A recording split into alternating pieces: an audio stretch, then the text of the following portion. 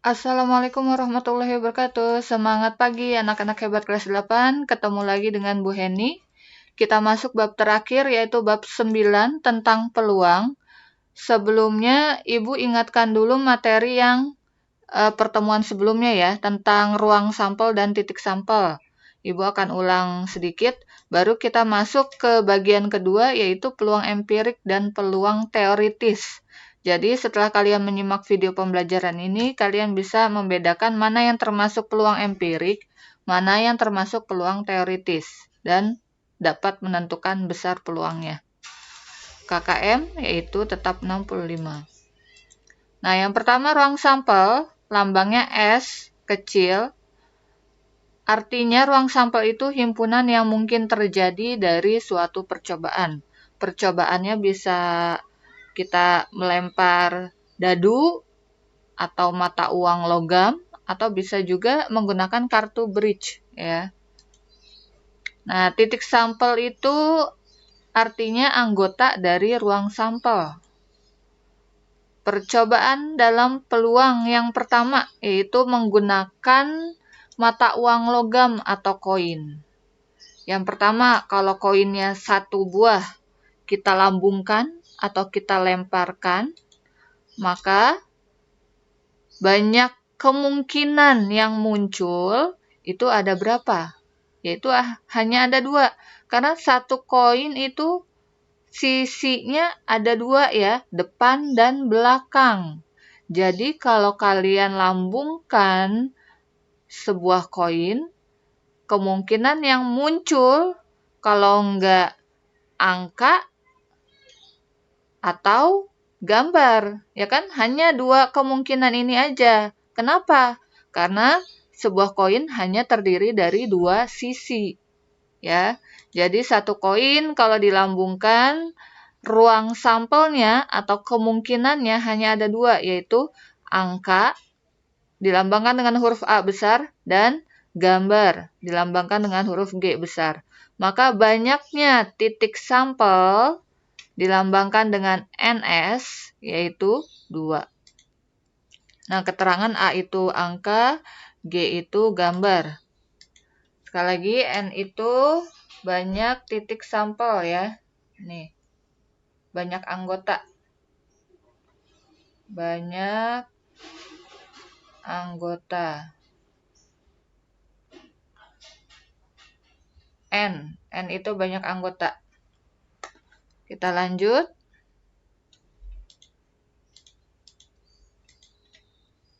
Kalau 2 koin dilambungkan, maka munculnya kemungkinannya bisa 4 kemungkinan. Bisa angka-angka, bisa angka gambar, bisa gambar angka, bisa gambar-gambar. Ini maksudnya ya, kalau muncul angka-angka artinya koin pertama muncul angka, koin kedua muncul angka juga. Kan ada 2 koin, ya. Kalau angka gambar, koin pertama muncul angka, koin kedua muncul gambar, gitu. Yang ketiga, gambar angka. Berarti koin pertama muncul gambar, koin kedua muncul angka. Ini koin kedua, ya. Jadi AG dan GA itu beda artinya ya. Kalau AG koin pertamanya angka, kalau GA koin pertamanya gambar. Kalau GG artinya koin pertama gambar, koin kedua juga muncul gambar. Jadi kalau 2 koin, banyaknya kemungkinan yang muncul ada 4. Ya, 1, ini 2, 3, dan 4. Ini asalnya dari mana? Asalnya seperti ini. Kita buat tabel. Pakai diagram pohon juga bisa ya. Nih. Yang ke bawah koin pertama. Satu koin kan kemungkinannya hanya ada 2. Angka gambar ya. Yang ke samping koin kedua. Angka gambar juga. Tinggal kali silang. Kiri atas. Berarti angka. Kiri atas, G, A. Kiri atas, A, G. Kiri atas, G, G. Nah, asalnya dari sini nih. AA, ya, AG, GA, dan GG. Seperti itu. Semoga paham ya. Kemudian lanjut, kalau 3 koin kemarin nih, yang tugasnya 3 koin, masih banyak yang salah mencari 3 koin. Kalau 3 koin itu jumlahnya ada 8 ya. Satu pasang hurufnya ada 3 karena koinnya ada 3. Kalau dibuat tabel akan seperti ini. Nih, kalau misalkan AAG yang muncul AAG artinya koin pertama muncul angka, koin kedua muncul angka, koin ketiga muncul gambar. Karena koinnya ada 3, berarti satu pasang itu ada 3 huruf. Ya, kalau dibuatkan tabel seperti ini. Ini satu koin kemungkinannya A dan G. Nah, yang ke kanan hasil dari pelemparan 2 koin. Tadi 2 koin kan 4 kan? Nih yang ini nih. Tinggal kita salin. AA, AG, GA, GG. Tinggal kita silang kiri atas. Ini kalau anggotanya menggunakan huruf tanda kurung biasa ya. Tapi kalau misalkan keseluruhan, jangan lupa pakai tanda kurung kurawal nih, kayak gini nih. Tanda kurung kurawal menunjukkan himpunan. Ya, ini tanda kurung kurawal. Kalau anggotanya pakai tanda kurung biasa. AAG, pakai koma juga nih. Kiri atas, pokoknya kiri atas. A, G, A. A, G, A. Kiri, A, G, G. Kiri, G, A, A. Ini kalian bikin tabelnya gunakan penggaris ya. G, A, G. Buat yang rapi. Kiri, G, G, A. G, G, A. Kiri, G, G, G. G, G, G. Nah, ini ada 8. Jadi kalau 3 koin itu ada 8. Ya. Kemudian, ini kurang tanda kurungnya. Kemudian kalau muncul G, A, G, berarti koin pertama gambar, koin kedua muncul angka, koin ketiga muncul gambar. Seperti itu ya. Kemudian, gimana kalau 4 koin dan seterusnya? Tinggal kita menggunakan rumusnya aja. Bisa disimpulkan seperti ini. Jadi, banyak ruang sampel pada mata uang logam itu dirumuskan 2 pangkat X. Jadi, X itu banyaknya koin. Jadi, kalau misalkan 1 koin, 2 pangkat 1, yaitu 2 kan. 2 koin, 2 pangkat 2. 2 kali 2, 4. Nih, terbukti. Kalau 3 koin, 2 pangkat 3, 2 kali 2 kali 2. 8. Kalau 4 koin, berarti berapa kalau 4 koin? Kalau 4 koin, berarti NS-nya 2 pangkat 4. 2-nya dikalikan sebanyak 4 kali. Dihitung hasilnya yaitu 16. Ini kalau 4 koin ya, dan seterusnya. Itulah untuk pelemparan mata uang logam atau koin. Yang kedua, percobaan pada dadu. Kalau satu dadu, ruang sampelnya muncul mata dadu 1, mata dadu 2, mata dadu 3, mata dadu 4, mata dadu 5, dan mata dadu 6. Ya kan? Kalau sebuah dadu kan sisinya cuma ada 6. Jadi, banyak ruang sampelnya yaitu ada 6. 1, 2, 3, 4, 5, 6. Di pertemuan sebelumnya sudah digambarkan ya untuk dadu. Nah, kalau 2 dadu, banyak titik sampelnya ada 36. Kenapa 36? Coba perhatikan. Nih, dadu pertama, ini dadu kedua. Dadu pertama peluangnya sama. Semua dadu pasti matanya hanya ada 6, ya kan? Dadu pertama 1 sampai dengan 6. Mata dadu kedua juga 1 sampai dengan 6. Nah, ini caranya seperti tadi, kiri atas 1,1. Ini 2,1. Yang ini berasal dari 4,2. Kiri atas ya. 5,3 dari mana? Kirinya 5, atasnya 3. Jadi 5,3. Nah, 36 dari mana? Dari banyaknya anggota ruang sampel nih semuanya nih. 36 kalau dihitung ya. Cara cepatnya ya ke bawahnya 6, ke kanannya 6, tinggal 6 kali 6. Jadi hasilnya 36. Itu kalau 2 buah dadu ya. Kalau dadu biasanya maksimal hanya sampai 2. Itu tentang ruang sampel yang Ibu ulang dari pertemuan sebelumnya. Kemudian langsung masuk ke bagian peluang. Nah, peluang itu kemungkinan yang terjadi dari suatu percobaan. Yang pertama, jenis-jenis peluang. Yang pertama, peluang empirik atau peluang eksperimental. Jadi, peluangnya didapatkan dari sebuah percobaan yang dilakukan. Di rumusnya, intinya sama ya, rumus peluang mau empirik maupun teoretik juga, intinya sama, peluang itu NA per N. NA itu kemungkinan yang terjadi, N itu banyaknya percobaan.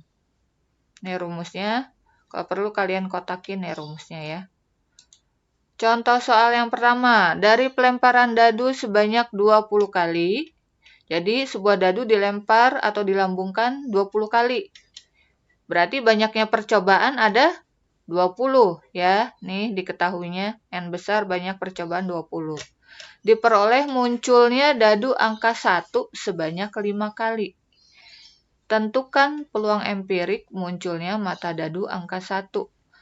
Diketahui NA berarti A-nya kejadiannya munculnya dadu angka 1. Pokoknya ciri kejadian itu nih dicirikan pasti ada kata muncul, diminta munculnya apa gitu. Jadi itu ciri dari kejadian. N munculnya dadu angka 1. Ada berapa muncul dadu angka 1? Yaitu 5. Nih, diketahuinya ya. Nah, berikutnya ditanya peluang empirik muncul mata dadu angka 1. Lambangnya P dalam kurung A. Dirumuskan NA per N. Tinggal kita masukkan kalau udah diketahui. NA-nya ini 5 kan? Tinggal kita tulis 5 per N besarnya 20. 5 per 20. Masih bisa diperkecil. Sama-sama bagi 5. Atas bagi 5, bawah bagi 5. Kalau bisa diperkecil, perkecil ya. 5 bagi 5, 1 per 20 bagi 5, 4. 1 per 4. Jadi, peluang empirik muncul mata dadu angka 1 adalah 1 per 4. 1 per 4 nggak bisa dibagi ya. Bukan hasilnya 4. Kalau 4 mah 4 per 1. Ini 1 per 4. Jadi kalau peluang itu yang atas pasti angkanya lebih kecil daripada yang bawah. Pasti. Ya. Kita lanjutkan ke berikutnya. Yang kedua, peluang teoritis atau peluang prediksi. Kenapa dikatakan peluang prediksi? Karena ini sebenarnya tidak dilakukan percobaannya. Jadi kita memprediksikan. Intinya sama, rumusnya NA per NS. NA itu banyak kemungkinan, kurang K nih, banyak kemungkinan yang terjadi. NS banyaknya ruang sampel yang sudah kita pelajari di pertemuan sebelumnya, yang sebelumnya tadi Ibu ingatkan ya. Langsung saja ke contoh soalnya. Dari pelemparan sebuah dadu, tentukan peluang munculnya mata dadu lebih dari 4. Yang pertama diketahui, kita harus tahu dulu nih pelemparannya, percobaannya apa. Nah, ditulis. Ternyata di sini pelemparannya sebuah dadu kan? Dari mana Bu? Nih dari soalnya pelemparan sebuah dadu. Sebuah itu kan satu dadu. Nah, kalau udah tahu percobaannya, kita bisa menentukan ruang sampelnya, S. Satu dadu ruang sampelnya 1, 2, 3, 4, 5, 6. Berarti banyak anggotanya ada 6. 6 dari mana? 1, 2, 3, 4, 5, 6. Ya. Kemudian A, kejadiannya. Tadi udah Ibu bilang kalau kejadian itu cirinya ada kata muncul. Munculnya. Diminta mata dadu lebih dari 4. Munculnya mata dadu lebih dari 4. Tinggal kita cari muncul mata dadu lebih dari 4. Kita cari dari mana? Dari ruang sampelnya. Dari sini saja, jangan dari yang lain-lain ya. Batasnya sampai 6. Mata dadu lebih dari 4. Lebih dari 4 yaitu 5 dan 6. Berarti di sini 5 dan 6. Bu, kenapa 7, 8, 9, 10 dan seterusnya nggak termasuk? Kan lebih dari 4 juga. Ya tidak termasuk. Karena dadu kan cuma sampai 6 batasnya. Ya. Sekali lagi, kalian cari kejadian dari ruang sampelnya. Oke? Dari sini. Ya. Jadi, lebih dari 4 yaitu 5 dan 6. Berarti NS-nya ada berapa anggotanya? 1, 2. Tinggal ditulis, ditanya peluang munculnya mata dadu lebih dari 4. P dalam kurung A. NA per NS. Tinggal kita masukkan NA-nya. Maaf ini A ya. Bukan S. NA ini. Oke, ini NA. NA-nya 2. Per NS-nya 6. Masih bisa diperkecil? Bisa. Sama-sama bagi 2. Atas bagi 2, bawah bagi 2. 2 bagi 2, 1. Per 6 bagi 2, 3. Jadi, peluang munculnya mata dadu lebih dari 4 adalah 1 per 3. Seperti itu. Kita lanjutkan contoh soal ketiga. Dari pelemparan 3 buah mata uang logam, tentukan peluang munculnya 2 gambar. Diketahui percobaannya apa? Yaitu pelemparan 3 buah mata uang logam atau 3 koin. Nah, langsung tulis S ruang sampelnya. Tadi sudah Ibu kasih tahu ruang sampel 3 koin ini ya. Tinggal kalian salin, NS-nya 8. Kemudian A, kejadiannya.